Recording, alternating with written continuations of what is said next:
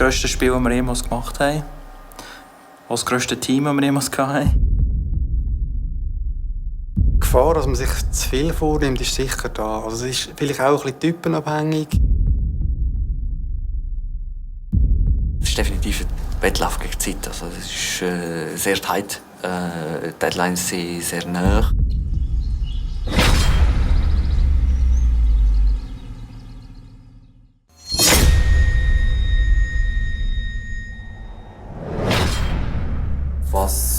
Was wir jetzt da geplant haben, wie weit das schon ist, das könnte Thomas mal sagen. Ja. Das Vision Group Meeting ist eigentlich am Anfang des Projekts immer zum nochmal schauen, wo ist das Produkt zu dem Zeitpunkt, also das letzte, das man released hat, und was wollen wir eigentlich in die nächste Version Neues hineinbringen. Das ist auch für uns eigentlich immer ein sehr wichtiger Punkt, wenn wir eigentlich die Entscheidungen machen, was kommt in ein Spiel, dass man wirklich für alle Typen von Spielern, von Kind bis zum Simulator-Fan oder sogar Landwirt selber eigentlich etwas Interessantes bringen können. Die Community ist für uns sehr wichtig. Also wir tun auch regelmäßig im Forum nachlesen oder das verfolgen. Wir machen auch Umfragen. Das gibt uns auch die Möglichkeit, sehr viel Feedback zu sammeln, um zu sehen, was wollen die Leute, wo müssen wir hin, wo sind die Schwerpunkte.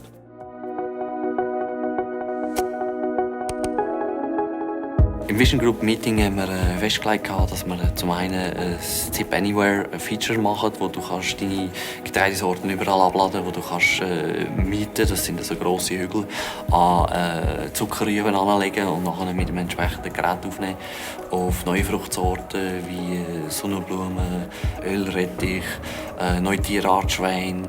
Das sind so ein bisschen die grossen Elemente. Physikverbesserungen, spannende neue Welt, eine amerikanische Karte, die so ein bisschen nach Montana schmeckt, sage ich jetzt einmal. Das neue Beleuchtungssystem, dass man quasi eine sehr grosse Anzahl Lichter haben kann, wo vor allem zum Beispiel bei Nachtarbeiten halt sehr wichtig auch fürs Gameplay ist und nicht nur eigentlich für die Optik.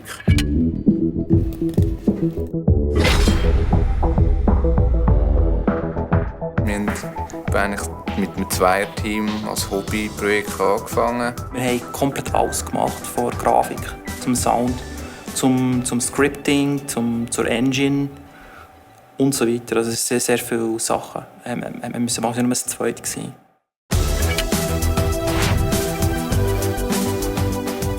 Als Hobbyentwickler ist einem fast nichts anderes geblieben, wie halt eine eigene Engine zu entwickeln. Wir haben viele Jahre einfach Zeit investiert und aufgebaut. Und wenn man natürlich eine Engine nimmt, die schon fertig ist, kann man natürlich auf sehr viel Funktionalität schon zurückgreifen. Man ist aber abhängig. Das heisst, der eigentliche Entwickler von der Engine entscheidet, wo geht die Reise her. Das hat man bei der eigenen Technologie nicht. C'est un studio très intelligent avec des gens donc, qui dirigent ce studio qui sont plutôt intelligents et qui cessent de vouloir améliorer leur expérience. On a souvent des discussions sur ce que doit être l'expérience de Farming Simulator. Je suis toujours bluffé par leur expertise, leurs idées, la manière dont ils sont capables de les mettre en place, de version en version. Voilà, je pense que c'est l'échange qui est important. Le studio fait les jeux vidéo, c'est le studio qui fait les jeux, c'est le studio qui a les idées. Mais dans les échanges avec un éditeur, avec notre expérience, avec nos idées aussi de temps en temps, on est capable d'apporter des choses. Je pense que c'est sympa d'avoir plaisir à retrouver des gens avec qui on a avec qui on vit des aventures inoubliables, hein, parce que Farming Simulator, c'est une aventure extraordinaire dans le jeu vidéo.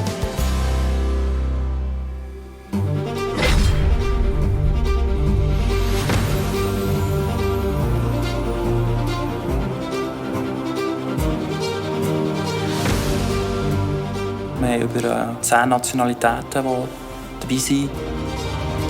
C'est mon Dream Job. Ja, es ist ein Traumjob. Also ich habe Game Design studiert vorher und dann das Glück gehabt, dass ich direkt mit dem anfangen kann. Hier weiß jeder, was er tut. Ein Zahnrad greift ins andere. Man kann sich wirklich einbringen. Das Team ist relativ klein. Das heisst, man hat gute Kommunikation, sehr nah, sehr schnell, kann man mal zippern, hey, ich brauche das, wenn wir das machen, dann muss man nicht irgendwie zuerst noch durch 3 Management-Level durch irgendetwas absegnen lassen, sondern wenn die Leute es cool finden, dann kann man das am Abend umsetzen, was man am Nachmittag besprochen hat und so. Also wirklich cool.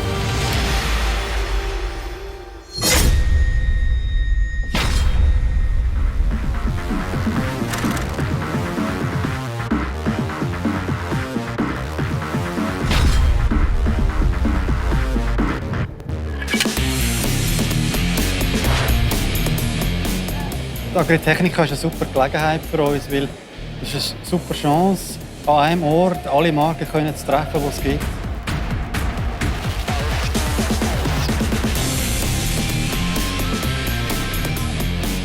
Für Agritechnik haben wir die Möglichkeit, wir haben jetzt fast 50 Termine zu machen in einer Woche. Also es ist vom Verhältnis her sehr, sehr effektiv. Roberto, nice to meet you. Hi Andrew, nice to meet you. Hello. Das Ziel ist so ein bisschen Shake Hands, halt auch wie Klinken putzen, halt Präsenz zeigen, auch mit den Firmen halt auch reden.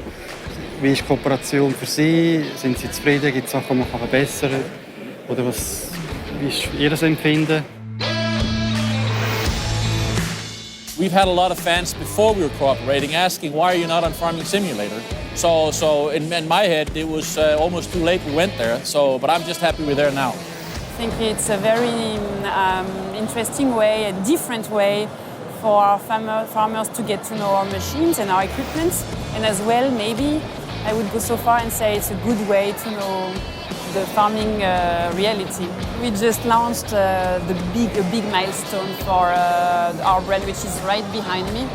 So this is this beast, this is the Optum, and it's a historical moment for the brand. So this is a new product fitting between the Puma and the Magnum, and I would love to see this one in the Farming Simulator. But in terms of realism on the machines are perfect. I mean, they come from, it's our data being used into the game, so the machines, in my opinion, are perfect. One thing on the CR that maybe you need to update is on the side you have the 2 rotary dust screens on the engine. Yeah. They, on the game, only when you engage the header do they start to spin. They should spin all the time. All the time. Okay, that's a script update. This is something we have to note. Also es ist natürlich immer sehr wichtig, dass der Hersteller uns auch Feedback gibt, weil er weiß am besten Bescheid über die Maschine. Und ja, nicht jeder Hersteller ist gleich. Es gibt gewisse, die sind wirklich super, gerade eben wie ein Beispiel wie der Andrew Dunn, der sich wirklich auch für unser Game interessiert, sogar selber spielt. Über 50 Stunden spielt er die neue Mobile App und ist ein passionierter Spieler und das hilft uns natürlich. Ich glaube, das haben Sie vielleicht gesehen. Ich hatte das vor letzter Woche noch geschickt. So erste Eindrücke vom Fendt 939 vom Spiel. Uns ist das Cockpit ist uns wichtig, dass alles stimmt. Jeder Schalter so ist, wie er in echt ist. Auf 900er oder 1000er? Beide am besten. Aber der 900er ist irgendwo ausgestellt, nehme ich an. Das heißt, wir haben eine Person hier nur mitgenommen, um Fotos zu machen.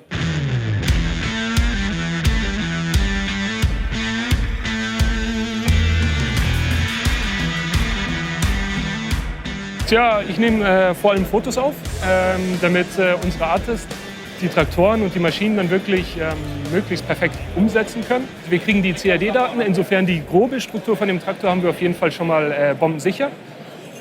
Allerdings so kleine Details kann man nicht unbedingt im CAD wiedererkennen und vor allem die Farbtöne sind dort nicht immer wiedergespiegelt oder real.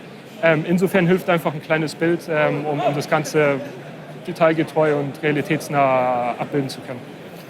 Und da können sich die Leute einlesen. Es ist auch sehr technisch halt. Ich bin jetzt nicht der Spielefreak, aber ich finde es verrückt, was hier passiert und auch plattformübergreifend und auch sogar, dass man selber hier aktiv werden kann. Also das ist schon eine richtig schöne Community, die wir hier aufbauen. Also mit Fendt ist es sehr gut gelaufen. Wir haben sehr viel bereden, auch Sachen, die in der Zukunft noch sind, also über Kooperation. Ja.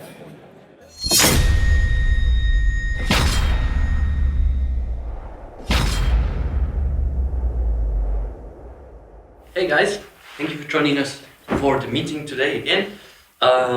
So yeah, what I need as usual is your updates. Wir machen das Art-Meeting eigentlich einmal pro Woche, dass man ein bisschen das Gespür bekommt, wer ist jetzt wo und wie geht es denen und wo könnte man noch ein bisschen helfen, wenn man selber Kapazität hat, etwas zu übernehmen. Also, ist für das Art-Team auch sehr wichtig, dass jeder eigentlich alles kann. Dass man zwar sich auch spezialisiert in gewisse Bereiche, aber dass, wenn es eben Not am Mann ist, dass jeder kann einspringen kann.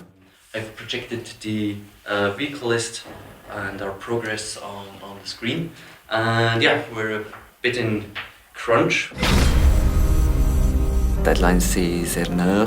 Wir haben das Problem, dass wir einen Multiplattform-Release machen, auf der Konsole und auf dem PC gleichzeitig. Das ist ein bisschen anders, als es in der Vergangenheit war, wo wir eigentlich die PC-Version zuerst gemacht haben und im Nachhinein den Port auf die Konsole. Ein simultaner Release auf der Konsole auf dem PC ist so ein bisschen die Königsklasse von der Entwicklung.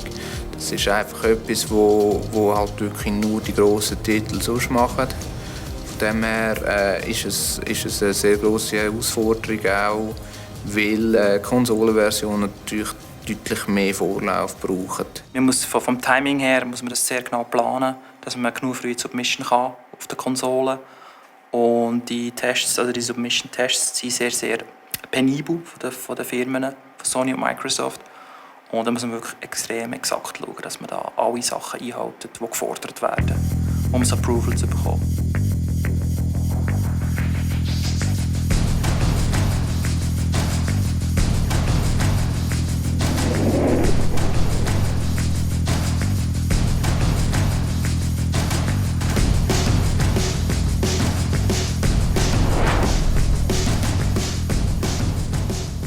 Es ist noch einiges zu tun im Moment. Es ist halt 2 auf 2 Kilometer Karte. Das ist schon relativ gross, die Welt, die man da ausfüllen muss. Braucht schon einiges an Zeit, das wirklich komplett zu verpacken, dass das dann ein Stimmungsbild gibt. Die Häuser an und für sich sind nicht sonderlich komplex, aber was wirklich sehr viel Zeit in Anspruch nimmt, ist die Sauberkeit und die, wenn man alles wirklich ganz genau und exakt machen will. Jetzt, wie zum Beispiel, was ich jetzt hier mache, ist das alles sauber so zu mappen, damit man jetzt eben nicht so wie hier verschiedene große Dachziegel hat zum Beispiel. Also sich jetzt eben, wenn man genau hinsieht, sieht man dann eben so kleine Fehlerchen und das muss alles ausgebessert werden. Das ist das, was eigentlich ja, doch ziemlich viel Zeit in Anspruch nimmt. I'm doing tires at the moment. It's Trelleborg tires. We get CID data from Trelleborg, and I'm just trying to recreate this to get high poly model. And one profile for the tire takes me about 1 day. Im Moment schaue ich gerade nach, so, was der Stand vom Spiel ist. Das Gebäude schwebt zum Teil jetzt hier noch in der Luft. Es fehlt noch die Verbindung zum Boden zum Beispiel. Gras ist noch nicht angepflanzt an gewissen Stellen. Ich habe einen Entwicklermodus, das heisst, ich kann ein bisschen cheaten, also ich kann ein bisschen schneller rennen, als man sonst im Spiel kann. Dann kann ich schneller an gewisse Orte schauen, wo wir das Problem haben, wie zum Beispiel der hier einfach mal noch in der Luft schwebt, inklusive Kühe, die da hinten auch irgendwie in der Luft rumhängen. Die eine die verwünscht den Boden fast, aber jetzt hebt sie den ab. Genau, ja, die machen noch nicht so ganz mit. Je nach Zustand warten wir dann noch ein bisschen, da schweben die jetzt halt noch einen Monat, bis der Untergrund, das nachher wirklich darauf sein müssen, dann auch entsprechend ausgearbeitet ist. Weil sonst musst du jedes Mal neu setzen. Also immer wenn der Boden verändert ist, musst du wieder sagen, wo der Boden eigentlich ist, dass die eben nicht da in der Luft rumschweben.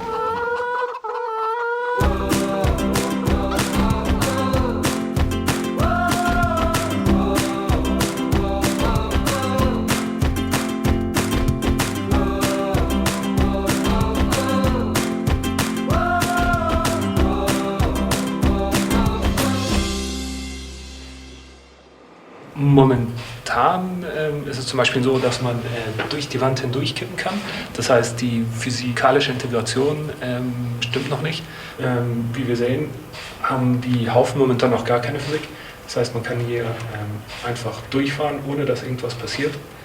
Das wird dann irgendwann auch mal anders sein. Das heißt, die Haufen kriegen wirklich eine kleine Kollision, sodass man dann über die Haufen fährt und nicht durch sie hindurch. Die Umsetzung des Tip Anything hat natürlich sehr viele Komponenten, die man beachten muss. Zum einen muss man die Daten irgendwo persistent speichern. Also man muss wenn man an einer Ecke der Welt etwas abgeladen hat, wird man 3 Stunden später wieder kommen und das sollte immer noch dort sein. Und wenn man natürlich betrachtet, dass die Welt 2x2 Kilometer groß ist und man will eigentlich ja mit möglichst genauer Auflösung können, das Zeug abladen, dann irgendwie alle 20 Santi will man etwas haben oder nicht. Und wenn man es natürlich naiv implementiert, hat man sofort mehrere 100 Megabyte Daten, die natürlich nicht mehr speicherbar sind. Und das ist einer der kniffligsten Teile, dass man halt das kann komprimieren kann, dass es möglichst wenig Daten braucht, sodass es halt eben auch noch auf einem normalen Computer benutzbar ist. Man muss schauen, dass das Ganze im Multiplayer auch synchronisiert wird. Und dort kommt natürlich auch wieder die Datenmenge zum Tragen. Noch mehr, wie wenn man es nur lokal speichern will. Also nur schon 1 Megabyte über das Internet übertragen braucht natürlich schon ein Weile. Und dort ist die Datenkomprimierung noch viel wichtiger. Einige Wochen haben wir noch, aber es ist, es wird immer mehr, also immer knapper und der Zeitdruck wird nicht weniger.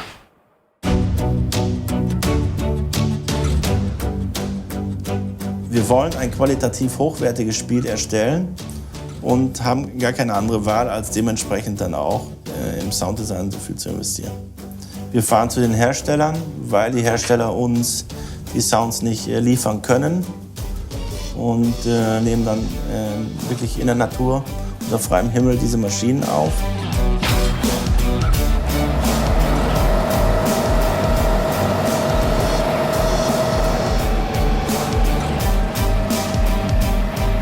Also im Moment nehme ich auf 6 Kanälen auf und ich habe jetzt meinen Operator, den Markus, unseren Assistenten, auf den Schlepper platziert und der wird jetzt die verschiedenen Drehzahlstufen durchgehen.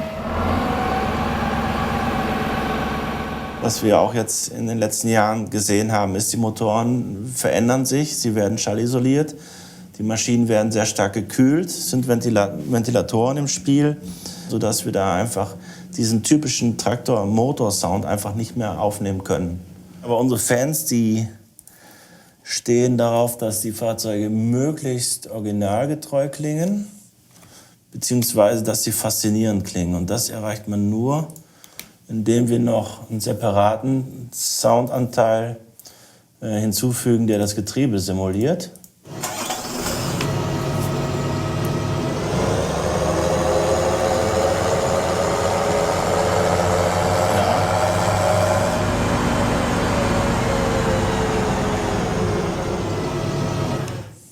Okay. Wir haben noch einen Druckluftkompressor für die Bremse. Das sind diese typischen Zischgeräusche, die auch viele kennen von den Lastwagen. Das ist bei diesen Schleppern eigentlich genau das Gleiche.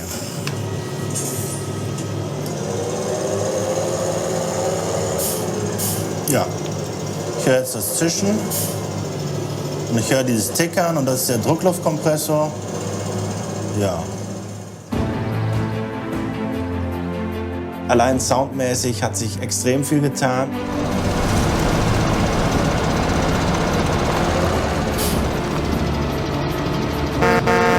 Da wird das eine Riesenbombe werden und also da sind wir also schon ziemlich spannend, wie unsere Fans darauf reagieren werden.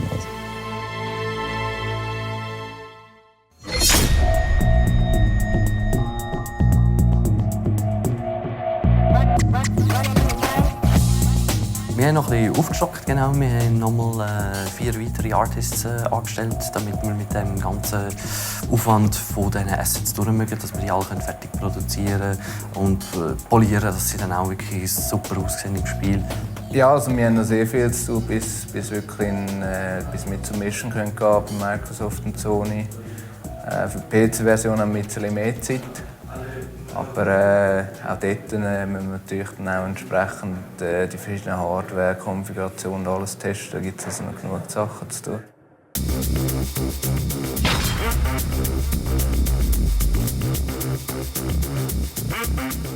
Relativ neu ist jetzt eigentlich die Technik herausgekommen, die Forward Plus genannt wird, die eben eigentlich die Problematik mit den transparenten Objekten nicht hat. die aber trotzdem effizient viele Lichter darstellen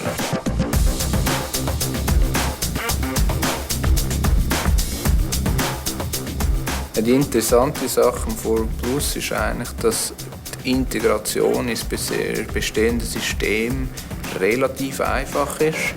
Der Teufel steckt natürlich wie fast immer im Detail, dass man halt eben muss die verschiedenen Schritte, die nötig sind, möglichst effizient umsetzen. Das braucht dann wieder sehr viel Know-how und Zeit.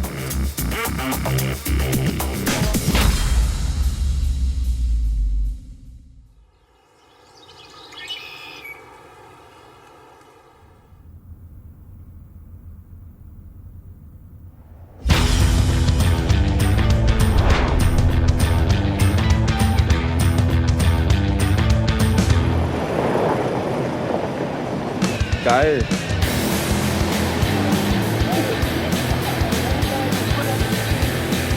Es macht nur Spaß. Also heute ist wir nennen das Farm Day. Und es geht eigentlich vor allem darum, dass die Mitarbeiter mal raus können, weg vom Büroalltag, mal wirklich die Maschinen in echt erleben können. Für die, die es vor allem sonst nicht kennen, dass sie noch einen stärkeren Bezug haben zum Produkt eigentlich. Ich denke, es ist wichtig, dass jeder mal in Berührung kommt mit diesen Geräten, mit denen, wo wir täglich damit zu tun haben. Und da kann man schon noch etwas rausholen.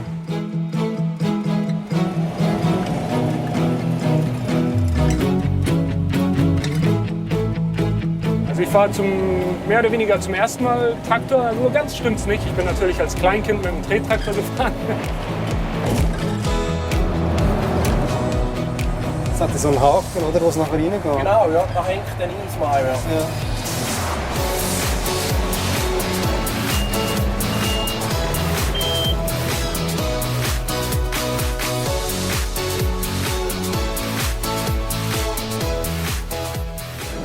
Yeah, it's pretty nice. It's pretty comfortable, and the control is quite sensitive. So it's like analog thing.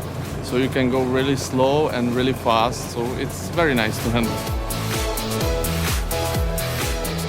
Was wir nachher gucken, Thomas, ist die Sitzposition. Die ist in unseren Fahrzeugen immer zu hoch. Ja.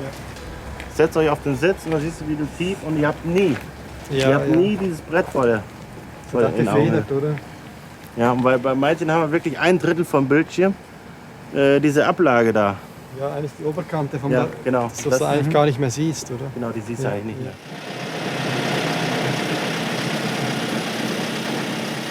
Wir werden sicher versuchen, das noch ein bisschen besser einzustellen, dass es ein bisschen eher sich so anfühlt wie Nacht.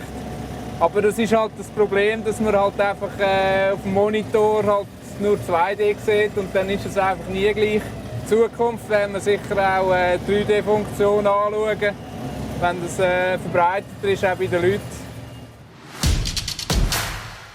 Ich bin auf dem Bauernhof groß geworden, von dem ich kenne es ein bisschen.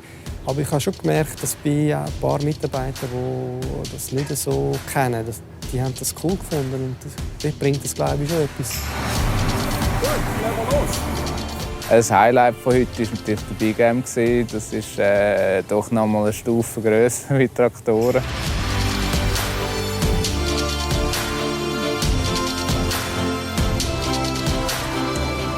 Die rechte Fläche, die hier weggemäht wird, das Mal.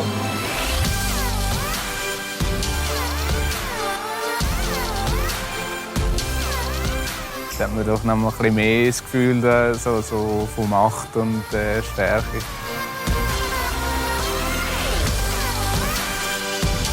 Die Faszination Landwirtschaft ist jetzt noch grösser geworden. Ja, ich denke schon, es ist vor allem vielschichtiger, noch viel mehr Details, die man erkennt, wo man merkt, das ist, aus welchen Gründen gewisse Sachen wie sind. Also es war sehr spannend, das so mitzunehmen.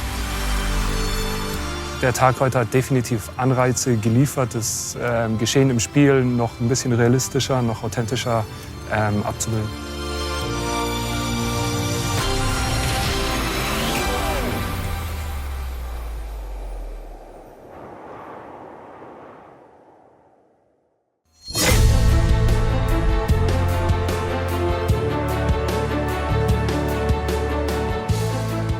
Also momentan sind wir dabei, die letzten Bugs zu fixen und das Spiel fertig zu machen. Ja, es ist viel zu tun, aber es sieht gut aus. Beim Tip Anything haben wir bisher einen sehr guten Stand.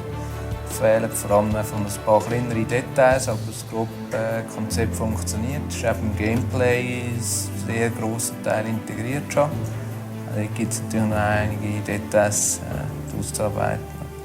Kühlfliegel haben wir nicht mehr. Die anderen Tiere sind eigentlich auch recht zufrieden. Also man kann sie mittlerweile füttern. Es gibt noch kleine Bugs, wo dann irgendwie ein Glitch passiert, dass ein einzelnes Tier irgendwie sich im Kreis dreht, was nicht sollte. Die Strassenvehikel funktionieren. Also ich glaube, das letzte Mal haben wir da noch fehlende Reifen und auch irgendwie Stuntcars gehabt. Das haben wir mittlerweile auch nicht mehr. Ich denke, dort ist der Zustand recht gut.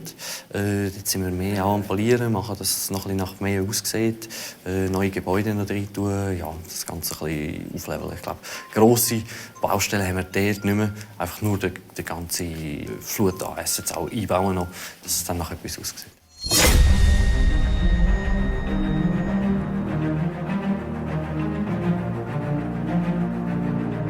Hier testen wir jetzt den neuen Landwirtschaftssimulator. Also sämtliche Fehler rausfinden, den Leuten aufschreiben, dass sie wissen, was sie ändern müssen. Da haben wir dann nach Kategorien geordnet, die Lichter, ob die Fahrzeuge dreckig werden, ob die Anzeigen alle stimmen. Und da können wir dann abhaken, wenn irgendwo ein Fehler auftaucht, beziehungsweise dann die Fehler mit einer kleinen Notiz versehen, wenn uns da was aufgefallen ist. Die Modding-Teams hier zu haben zum Testen ist durchaus sehr hilfreich, weil sie einen anderen Blick auf die Sachen haben. Sie achten teilweise mehr auf Details und auf eine reale Umsetzung der Maschinen und der Funktion. Die meisten Fehler findet man eigentlich in den Fahrzeugen selber, also in kompletten Fahrzeugegerätschaften. Da findet man eigentlich immer die meisten Fehler. Karte ist eigentlich, da findet man nicht so viele. Der derzeitige Stand des LS17 ist schon mal sehr schön. Also viele neue Features, die einem selber nicht erwartet hätten, dass sowas kommt. Also schon sehr erstaunlich, was jetzt schon zu sehen ist. Gefallen tut mir auf jeden Fall die Planes, die neuen, die eingebaut sind, dass man jetzt im Silo schieben kann, die Sachen. Die Reifen haben jetzt diesen Luftdruck, also es walkt so schön der Reifen und sieht einfach realistischer aus, wenn die Maschinen so über Kanten fahren und solche Sachen. Besonders aufgefallen sind mir auf jeden Fall die vielen Lichtquellen. Die waren ja vorher beschränkt. Jetzt kann man sehr viele Lichtquellen einbauen, die man auch zum Beispiel bei den Blinkern dann sieht oder bei den Rücklichtern. Und auch die neuen Sparten, die man jetzt hat, neue Fruchtsorten und zum Beispiel Energieholz, dass man das jetzt auch anbauen kann.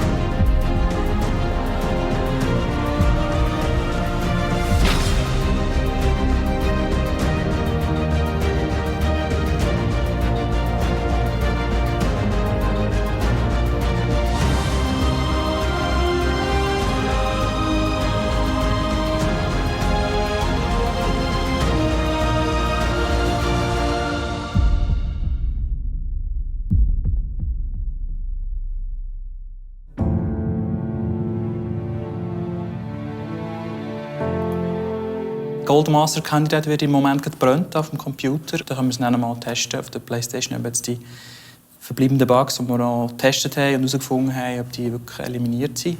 Und ja, es wird spannend.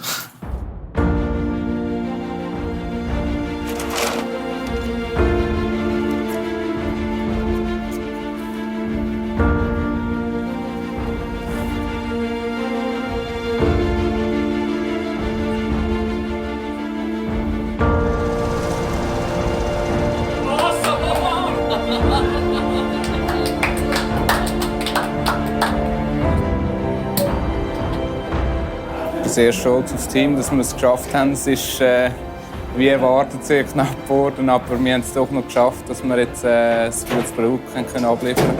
Das Projekt ist super gelaufen. Also, wir hatten einen riesen Aufwand gehabt. Einiges an Leute angestellt zusätzlich, damit wir es stemmen können. Und sind eigentlich auf Zeit fertig geworden. Wenn man es anschaut, es ist bombastisch, was wir da in dieser Zeit angebracht haben. einiges geplant und wir haben eigentlich sehr viel auch nahezu alles können davon umsetzen. Ein sehr gutes Team, wir arbeiten gut zusammen, viel Freude und das Team ist schon noch enger zusammengewachsen in diesem Projekt.